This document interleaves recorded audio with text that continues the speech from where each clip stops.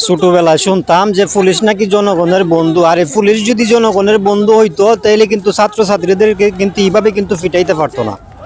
Police যদি জনগণের বন্ধু হইতো তাহলে কিন্তু ছাত্রছাত্রীদের কিভাবে অমানুষের মতন কিন্তু তারা এইভাবে অত্যাচার করতে পারতো না ছাত্রছাত্রীদের উপর। কারণ ছাত্রছাত্রীদের উপর যেভাবে কিন্তু এইভাবে অত্যাচার করা হইতেছে, তাদেরকে যেভাবে ফিটানো হয়েছে, তাদেরকে যেভাবে গুলি কইরা মারা হয়েছে, এই পাওয়ারটা পুলিশের যখন বর্ডারের মধ্যে যখন বিজিবিরে যখন গুলি কইরা মারে, ভারতের বিজিবি যখন বাংলাদেশের মানুষে যখন গুলি কইরা মারে, তখন তাদের গুলির পাওয়ার হয়ে থাকে।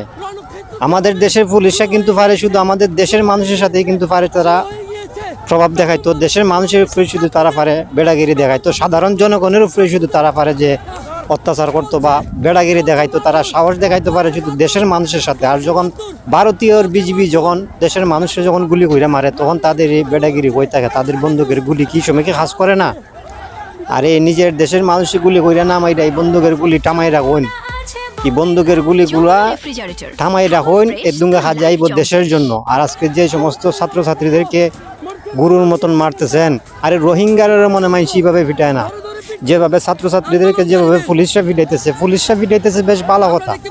পুলিশ যদি জনগণের বন্ধু হইতো তাহলে কিন্তু ছাত্রছাত্রীদের এইভাবে ফিটাইতো না। পুলিশ ফিটাইতেছে বেশ ভালো কথা, কিন্তু আওয়ামী লীগের যে সন্ত্রাস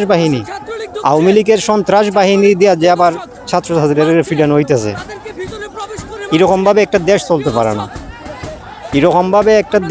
পারে না। একটা দেশের আইন শৃঙ্খলা বাহিনী যদি এরকম হয়, একটা দেশের পরিস্থিতি যদি এরকম হয়, তাহলে ওই দেশের মধ্যে আপনার ছেলে মেয়ে বাচ্চা কাচ্চা ভবিষ্যৎ তারা কি দেখবে আর কি শিখবে আর কতটুকু নিরাপদ আছে আপনারাই জানেন, আপনারাই বুঝেন। গত কিছুদিন আগে আমার এক চাচুত্তো ভাই, আমার নিজের আপন চাচুত্তো ভাই, সে 40 লক্ষ টাকাতে জায়গা রাখছে, তার আগে রাখছে একটা 30 লক্ষ টাকাতে, 70 লক্ষ টাকাতে দেশের মধ্যে জায়গা রাখছে। আমি তারে কইলাম যে ভাই, 70 লক্ষ টাকাতে আপনার দেশের মধ্যে জায়গা রাখিয়া লাভটা কি তৈব আপনার?